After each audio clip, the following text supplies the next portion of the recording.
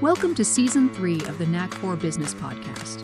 Over 250 episodes strong, we're here to ignite your entrepreneurial spirit with fresh insights, networking gems, and creative strategies that elevate your game. Are you ready to discover what your Knack for Business truly is? Your hosts are Bernie Franzgrote from Creative Insight and Wayne Pratt from Motivate You, Inc. Today's topic is online sales rocket with secret new shoppable videos. From the audience perspective, if you're struggling to turn your video views into real sales, this is the right show to listen to. Our guest today is Eitan Koter from Vimmi. Eitan is the co-founder and co-CEO of Vimmi, who helps brands and retailers boost sales with shoppable video and live shopping. As a leader in video commerce, Eitan brings over 20 years of experience in startups and public companies, even taking one through the NASDAQ IPO. He is a go-to expert in digital marketing, social commerce, and building startups from the ground up. Eitan regularly speaks about the future of immersive digital experiences and how media and commerce are coming together to help shape the way we shop online. If you're ready to turn engagement into revenue, Eitan has the insights you need. Eitan, welcome, sir. Hey, welcome. Great to be here, Bernie and Wayne. Thank you so much for this opportunity. Do you have a favorite quote, sir? Of course, the only way you can fail is by giving up, right? That's my belief, and it was always my belief. And does your business have a tagline? The tagline is transform video views into direct sales. Makes great sense. So, what is a shoppable video, and how does that work for an online business? Is it interactive? What's the story behind that? Yeah, you choose all the right keywords, right? Shoppable, interactive, all of these are great to use because videos is a very important part of any marketing initiatives these days, right? So videos is being created by influencers or professional content creators or by the brands themselves. And there is a specific version of the video, which we call shoppable video, which is an interactive experience that give the users or the potential shoppers the ability to check out from within the video experience itself. Think about you watch YouTube or you're scrolling through TikTok or you're in one of the brand's website and you see a video and that video has a call to action. It can be a button that says, hey, click now to buy, or there is a link to redirect you to a checkout page. But the idea is to click on that button on top of the video player itself to create that checkout experience to make sure people are purchasing the product from within the video experience. So that's the idea of shoppable video. It's a new, I would say, trend that started in China about 4 years ago. Chinese were very innovative in the way to use video. It started as a live shopping type of event. Think about a seller showcasing variety of products in front of a camera. It can be even an iPhone, right? That video is online in real time, distributed to multiple channels or to one of the channels. It can be social channels or the brand's website. And it gives the ability for shoppers to purchase these products exactly at the same time. So the seller will encourage users to purchase through discounts, gamification, variety of things, and enable the checkout of the product in real time. It can be a live event, but it can also be a pre-recorded or pre-edited video, what we call shoppable video, which is mainly those vertical videos that you see now on TikTok, on Instagram, on YouTube. But it can also be longer form videos that primarily goes to YouTube, right? But the idea is to integrate all these interactive layer of call to actions and checkout. In the live scenario, we are integrating chat systems. Potential buyers can ask questions during the event and the moderators can respond and push those potential shoppers to make a purchase. I'm guessing that this makes not only outrageous sense, but it's more shocking that it hasn't happened. What are the minefields? What's keeping it from interacting? Great question, Wayne. The main objections that we hear from customers is that video is complicated to create, right? If you're creating content, it can be text-based content through a blog, for example, or a LinkedIn or an Instagram post. It can be podcasting like we do right now with audio. Video is more on the pre-production side or the preparation, seems to be more complicated. It is when it is like this high value, highly polished high production type of videos, but most videos don't have to be that heavily produced. What's working today is these short form, really authentic videos that you just don't prepare too much, just have an idea in your mind, try to come up with the right structure for that video. Usually you start strong with a hook, right? You create some kind of a connection through a personal story. You show, right? You ask for an action, ask for a checkout, or ask for something that the user will be able to do. No one cares about the background. You have to have a nice audio, right? The scripting and the storytelling is interesting, but the production value doesn't have to be that high. TikTok helped a lot with this transition. We call it the TikTokification effect, right? Moving to authenticity, more quantity, low production value, but high storytelling and high interest, and the ability to showcase products in a variety of ways across multiple channels. You mentioned structuring it, and if you're a business starting up, it helps if you're slightly extrovert. You have to be a little gregarious and want to talk, not freeze as you look at the camera going, I don't know what to say. But other than the basics, like a little bit of showmanship, what are the things, how does a business bring this into it? Do you record things in raw footage and then you parse it down? How do you funnel it so that you end up having a product you can push out for content later on? Yes. So usually when you're a company and you want to create videos, you think I need to go to a production company, an agency, or find influencers to create that content. Usually it's a complicated process. What's working today a lot is what we call EGC, which is employee-generated content or founder-led content. These are the most authentic, differentiated, powerful videos that are differentiating you as a brand. You tell the origin of why you founded this company, why you are so engaged and passionate about the company. And this resonates and creates a major effect with users.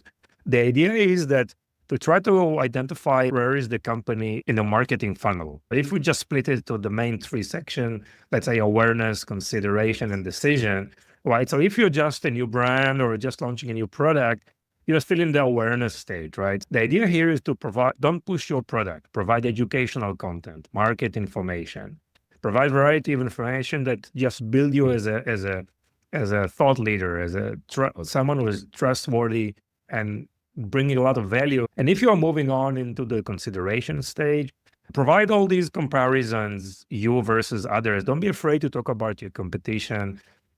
Your customers are looking for your competitors anyhow. So you can save a lot of time by talking about competitors. Provide information like case studies or how-to without pushing the project when your customers are in the decision stage. This is where you need to talk about the unique functionalities of your product, provide the prices, testimonials, and successful case studies.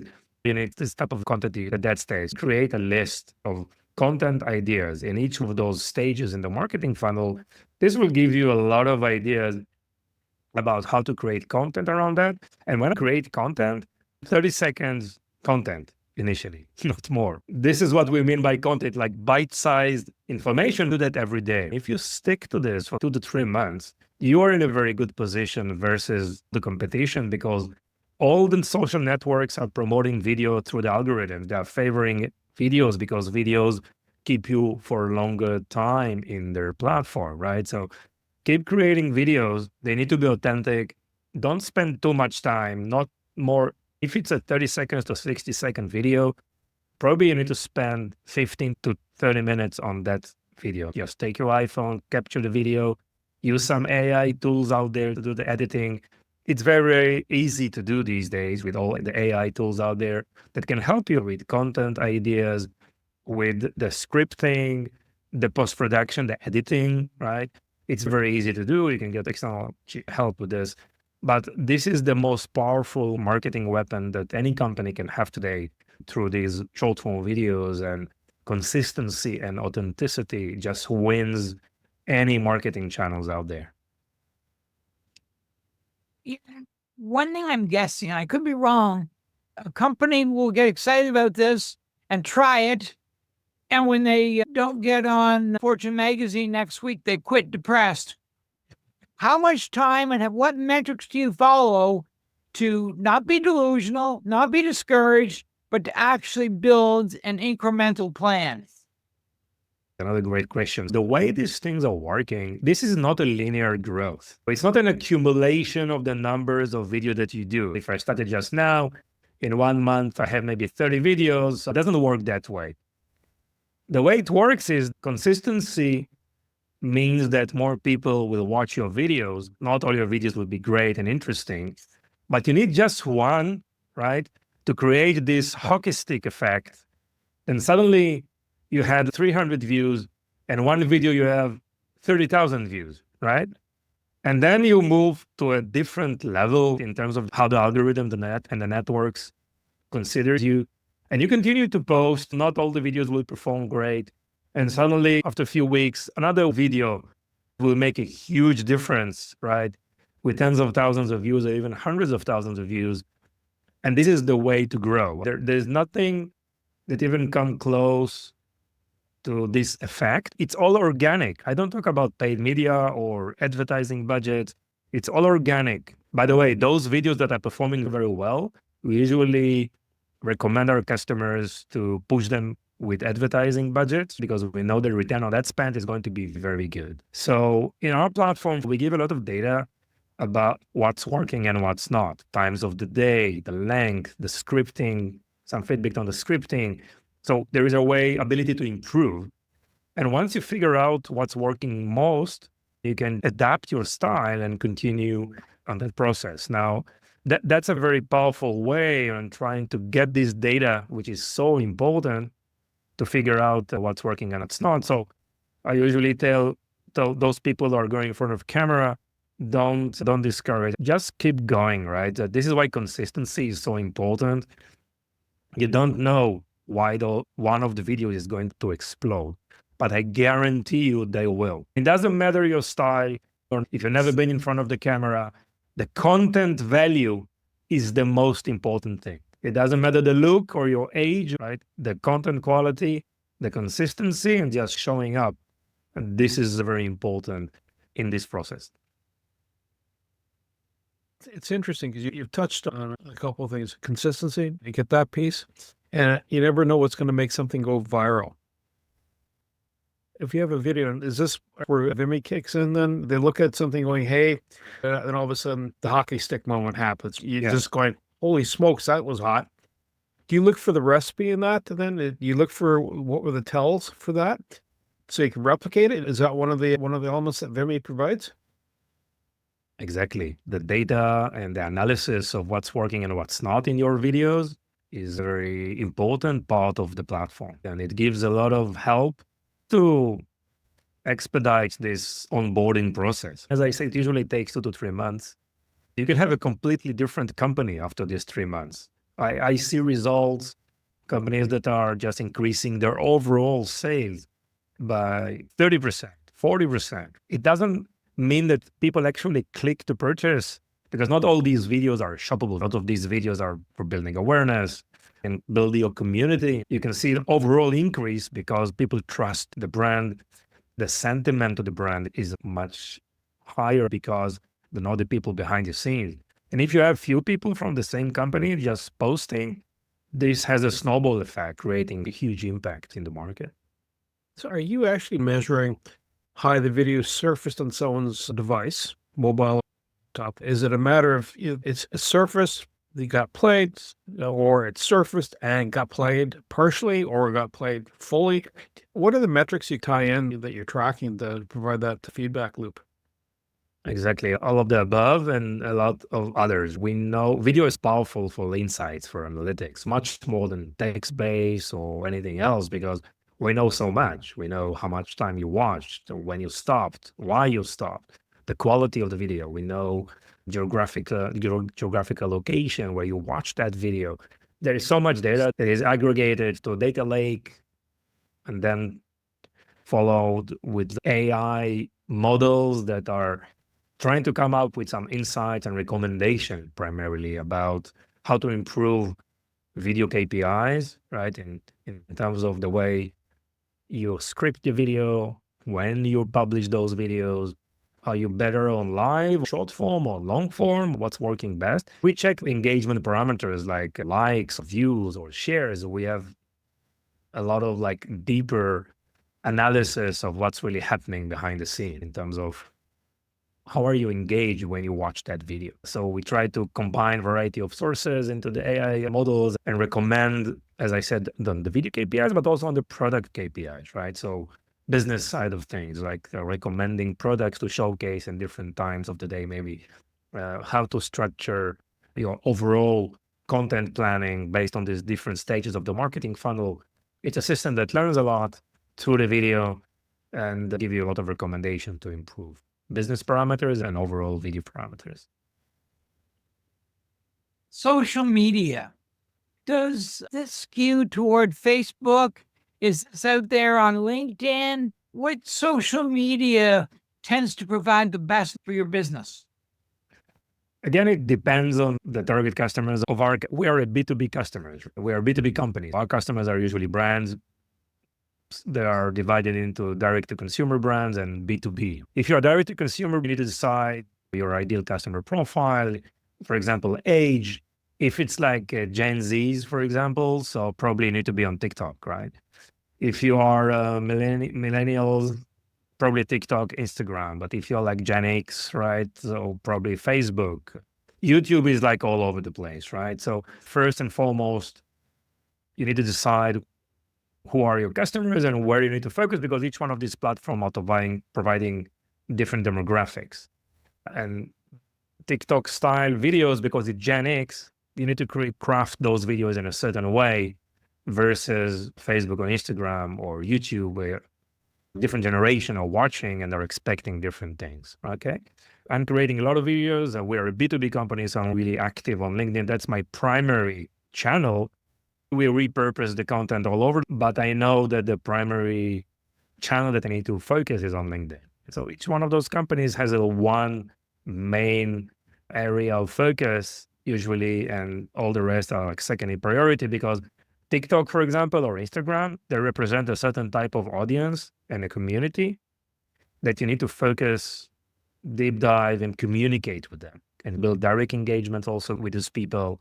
And it's surrounding around for example, the TikTok ecosystem, right? So it's any one of these communities are becoming really fragmented, differentiated. It's becoming very specialized, and you need different level of expertise to manage each one of those channels. It's like a different sphere or community, right? So you can't win all the markets, definitely for a small, mid-sized brand. You need to make sure you pick your battles and try to win whatever you can. And because of the difficulties in customer acquisition these days, the idea is to work on social media and do conversion for sales on social media as well. This is what drives this entire ecosystem. It's interesting. Everybody has a cell phone. Not everybody does, but 90% of the population, even in remote parts of the planet, you'll see some people with cell phones because they don't have landlines. That technology is out there. Do you see that? Is there another layer of technology that supersizes this connectivity? When you say the call to action button inside the video, is that like virtual reality, AR, artificial reality? Do you see that kind of? I think the answer is yes. But do you actually see that flowing in? Is that something your company helps bring into the next level? Yes, of course. Our focus is towards immersive commerce. Immersive is, as you mentioned, AR, VR. These are great experiences. It doesn't fit all the niches in the industry. Some of the niches are more relevant, like probably fashion, cosmetics. The idea is to find ways to enrich the experience of e-commerce, because we know it's been this product page with pictures and checkout, it looks the same for 20 years. Companies are looking for ways to change the experience completely, because it puts them in a different, let's say, ecosystem, or differentiating them from competition. We see an amazing use cases for virtual reality, augmented reality, but it's still really in a small scale. People are so busy managing their shop and their Amazon and now TikTok shop, right? So it's a very complex ecosystem. I can tell you that, for example, in Asia, if you are an Asian brand or an Asian company, you just open a TikTok shop. You don't build your own Shopify website, right? Because, okay, you have an amazing website, an e-commerce platform. Now what? Who knows about it, right? You need to put those marketing budget. If you go to TikTok shop, TikTok brings you customers, right? So the first go-to platform in Asia is TikTok. In countries where most countries have TikTok Shop, in TikTok Shop, you can work with affiliate partners, you can work with influencers to create content. TikTok, if your videos are good, they will bring you eyeballs, right? You can click to make a purchase. This is nothing you can do on your own website without extensive marketing budgets, right? But of course, the customers are owned by TikTok, right? In the US, you get fulfillment by TikTok, like Amazon, right? So the entire fulfillment and warehousing is also provided by TikTok. I think they're changing the game quite extensively, right? In this ecosystem of commerce. Commerce is going social because of a lot of triggers. Video is important on all forms of video, and also being able to provide interactivity, but also all these additional immersive layers of augmented reality, virtual reality, and variety of social shopping is not just the ability for us to purchase on social, but also the ability to join friends and together make a purchase. This is something you can do in a VR environment, for example. You can join an event that many other people are invited, and together you can communicate with one another and make a purchase. And this is some of the use cases that I see that are working very well. And most of the leading brands in the world are doing this, right? Companies like Starbucks or LVMH, they are using this type of technology and community building just to create more immersive and future-proof shopping experiences.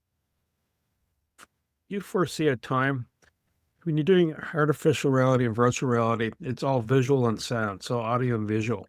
Do you foresee haptics, touch, and or more importantly, smell? Because that's one of those most potent things in to bring a memory about, right? If it's a favorite smell from childhood, could it be buttered popcorn if you like that? You're at a movie theater, right? Yeah, for sure. But this is all very new, right? And consumer experiences and trying to understand what's working and what's not is a lengthy process. Obviously, there is a lot of innovation around that area, but eventually we are a human being and we have our own way of doing things. I can share another example on CTV on big screens, right? Netflix, also Disney, they've launched advertising packages, right? You don't have to pay a monthly subscription. You can just watch, and they're like pre-roll, mid-roll, and post-roll ads inside the episode, right? Some of those ads have a QR code that if you open your mobile phone, you can scan the QR code and make a purchase, for example. Now, are you happy with this experience? Is it a good experience? Because watching the big screen is a little lean back type of experience, right? Your mind is in reptilian mode, right? You click 2 buttons on the remote control and you want to enjoy and entertain. You're not actively engaging your prefrontal cortex to make purchase decisions, right? So big screen and shopping, is it working? No one knows. It's just the beginning. The technology is there. It's very easy to implement. But in terms of us as humans, are we happy to purchase on a big screen? Still a big question. And some of these immersive experiences are also under experimentation. Definitely immersive VR is very active in training, for example, right? Scenarios. It's very powerful because you don't have to fly out technicians and in terms of engines and like mechanical gear maintenance and all. You can truly use VR training to help a team that is spread globally. In terms of sales activities and online digital checkout, there are many use cases and examples of great technology, but it's still a tiny part of the overall purchase and still under experimentation. In the US, digital e-commerce is less than 20% of the overall retail business. So 80% are still purchasing in brick and mortar stores. It's not expected to change in the next years. Although all the offline online is growing, but the share of online of overall retail business is not growing. This is completely different from China, by the way. In China, 90% is online, right? Like completely different ecosystem. So you can see it's like culture, human nature, there's a lot of psychological processes involved in this type of new technologies and ideas. You know, one thing that I'm both thrilled and terrified at the exact same time, something you've already mentioned, is because of the metrics and because we can do analytics and because it drives product, is it going to cause the death of what you call layback video? Are we going to stop watching NCIS and be like literally eating pellets on a maze? Is this going to eliminate leisure? No. Okay. Because what you'll find is that, yes, there is a lot of discussions and hype and growth in this short form, lean forward, engaging type of video. But also there is growth on long form YouTube, right? 1 hour long, 2 hours long. They are growing as well, right? Media and entertainment, TV series, like Netflix is still growing. Right? So people, there is a time of the day to do each one of those things. I think it's important to manage our time correctly and try to find time for each one of those, but all have a place in our life and are here to stay. Media and entertainment type of video and immersive or shoppable or marketing type of video that is really business oriented, commerce oriented. Yeah, we like to buy. We want to buy from time to time. And if video help us select products or video help us with unboxing and showcasing products, people are today, before they make a purchase decision, TikTok is the new search, right? Because of that video impact, which is very powerful. It just changed completely the way we make purchase decisions. I find that our cell phones, if you're having an Apple device or an Android device, right, it's always listening, it's trying to be that servant. Sometimes some people think a little bit more than that, but that's okay. Even like I have a little device here, and if I say, hey, answer me this, it'll start doing that. Do you find that if I post a video on LinkedIn, I'm not tied back to any mothership anywhere where it influences it? Is that another element then that's going to be coming in? So you have contextual awareness of what's going on. If I'm watching a video going, I don't feel like I want to sit back and enjoy it. And now I feel like engaging. I'm hyped. Is that something else that you're going to see coming in, that's going to be change the engagement level? Yes, I think we can find commonality. The data will show and will tell what's recommended, right? As I told you before, like time of the day, for example. If it's 9 p.m., then we know what is the mode that you are operating right now, right? If it's in the middle of the day, probably it's different. So we try to find styles, as you said, like styles of purchase. Are you engaged or are you leaning back right now?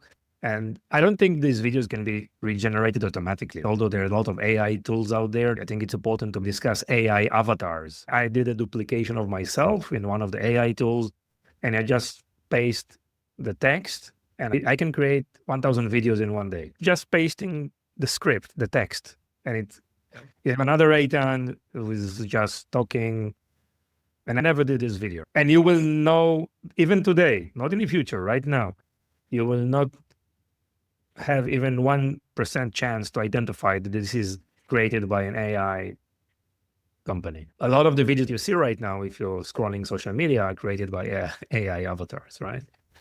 And this creates like a surge of content, right? Since the launch of ChatGPT, the amount of content that was created in the world is more than the amount of content that was created like 20 years back. And it's just in a matter of 2 years.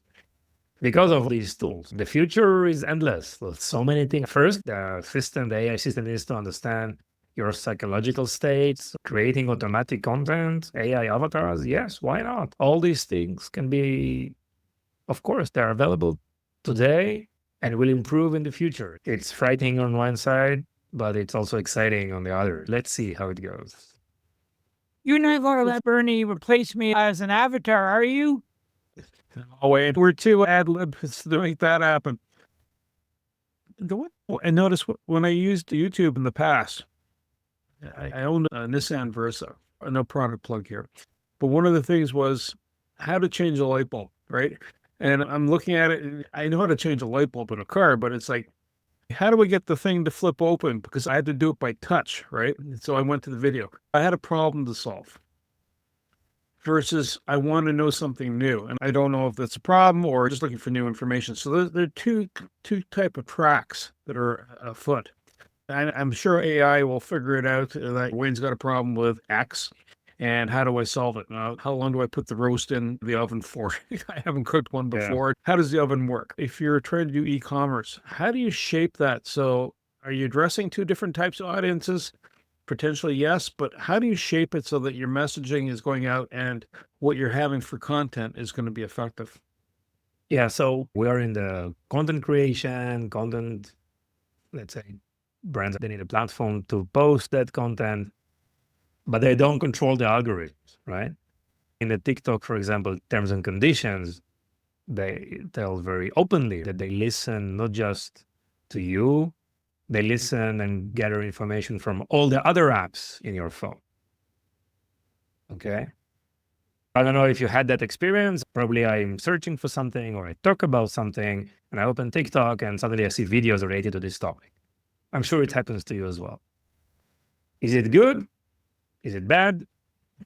We need to think about it. I don't mind to get ads that are totally targeted, right, towards things that I'm looking for. But yes, those algorithms are able to identify what you want and they know to where to push these videos from the brand perspective. And what, for example, today with Facebook advertising, people used to spend hours refining the ad campaign, right? Making sure that this checkbox is clicked because it's in a certain geographic or a certain age, and you can spend hours just refining this process workflow within the Facebook ads campaign manager. But now I see and hear also read that a lot of companies are going just to open targeting. They don't spend even 1 second. Just upload the creative and let Facebook take the decision. You have Facebook, it just knows what this ad is all about.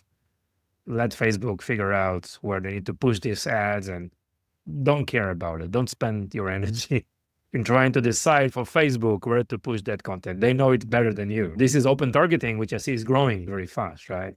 In the overall performance media type of things. Yeah, it works very well. It works today and it's very effective and efficient. A lot of our listeners are startups.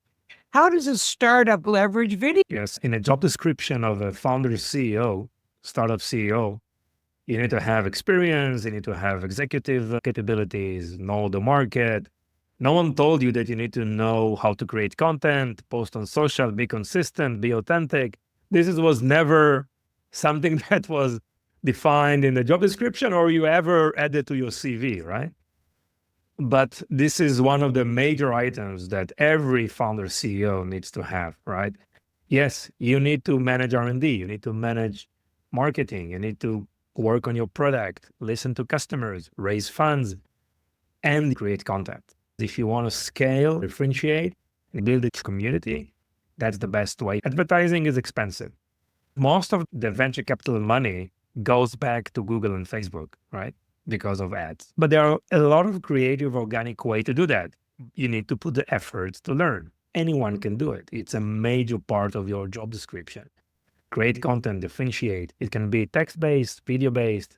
Video is the best, obviously. Audio-based, like podcasting. You need to show up there because founder-led content is the most effective.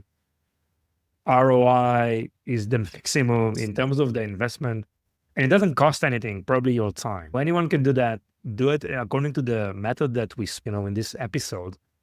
And be consistent because the results are going to be amazing. It's amazing not just for marketing, but also for getting feedback from the market, getting feedback on the product, right? Getting feedback on the way that the communities are talking about you, word of mouth, building your network, people sharing success stories, friends telling friends.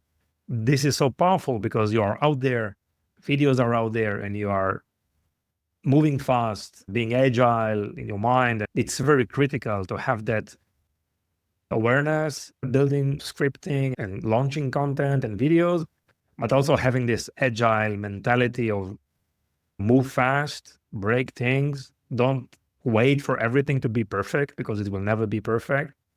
Done is much better than perfect. Launch something small, listen to feedback, and grow from there. This land and expand strategy is much more powerful than everything we see right now that is really working in a very good way. So what's the future looking like? Wow, that's such a broad. Tell me 100 years from now, what are we up to? What do you anticipate in the next, even 5 years might be too far reaching because a lot of things can happen and as technology exponentially grows. Even the next 2, 3 years, what do you see coming on the horizon? Look, I see billion-dollar companies with just one employee, right? A founder, CEO, one person selling hundreds of millions of dollars. That's achievable. I know a few founders who are selling $50 million. Just it's one-man show, right?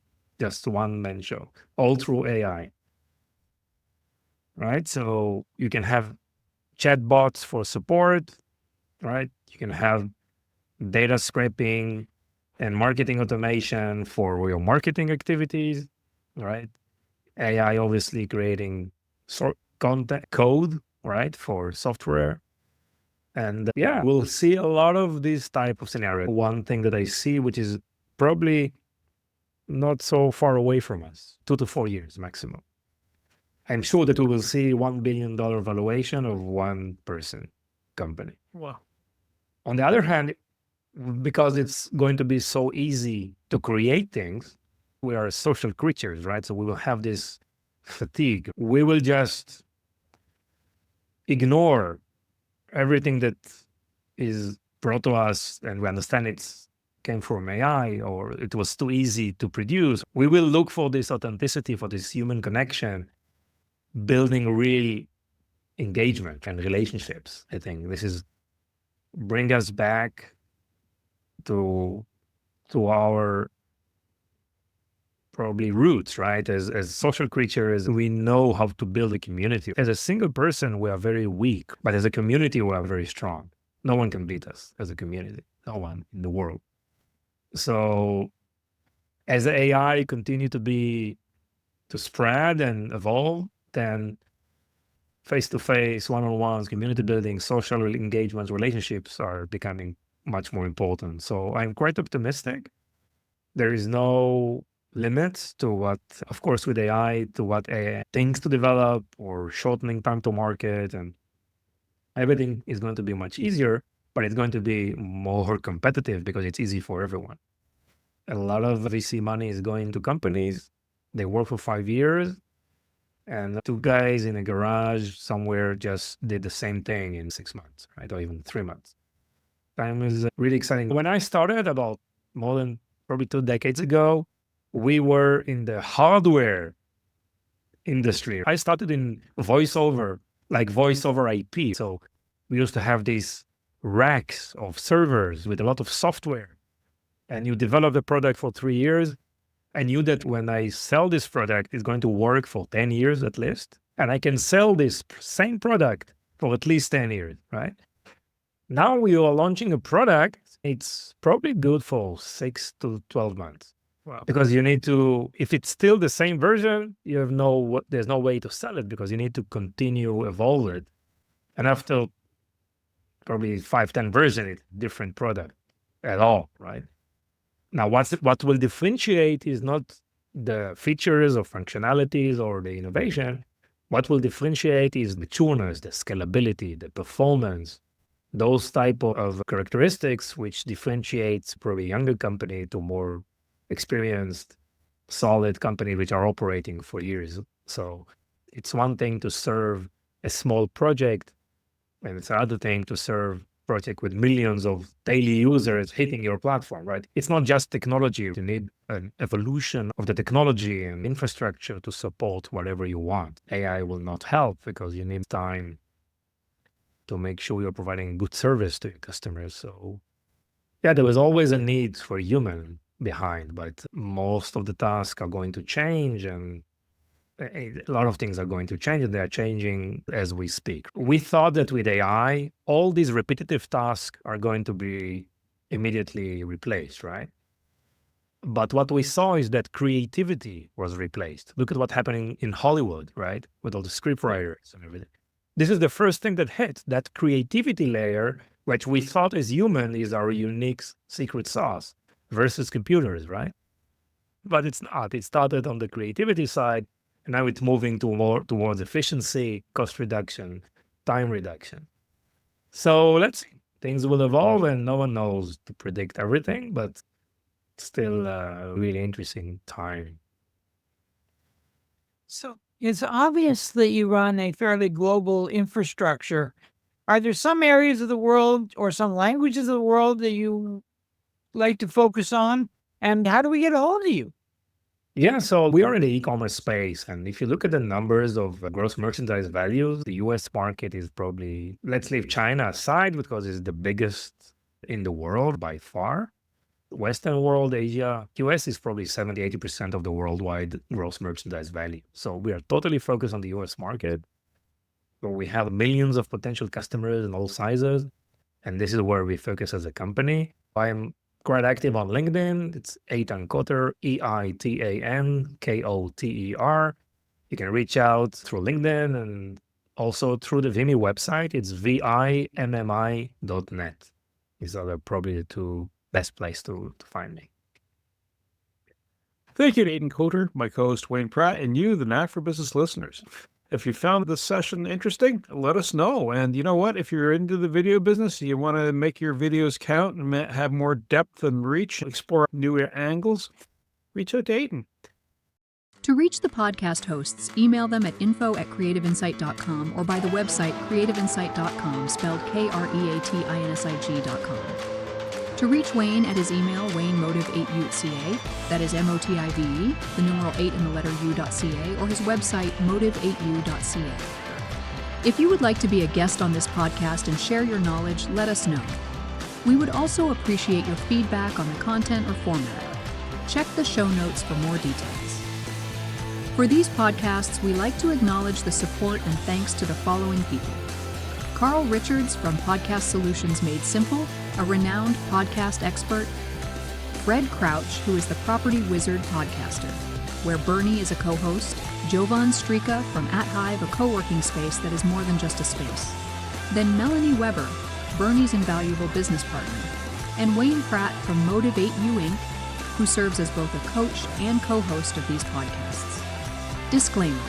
Please note that the Knack for Business podcast episodes are meant solely for educational and general informational purposes. The information and opinions contained within are not intended to be professional advice on any subject matter. The thoughts, views, and opinions expressed by the participants are their own personal beliefs and do not represent the views of the podcast hosts or any affiliated organizations. It is important to note that this podcast is not a replacement for consulting with certified experts in your area who possess knowledge of your unique situation. The hosts of the podcast, along with any participants or affiliated groups, do not take responsibility for any actions taken or not taken based on the information presented in this episode. It is highly recommended that individuals seek guidance from their own personal advisors in fields such as accounting, law, or other pertinent areas prior to undertaking any actions or making decisions that may impact their financial, legal, or other aspects of life.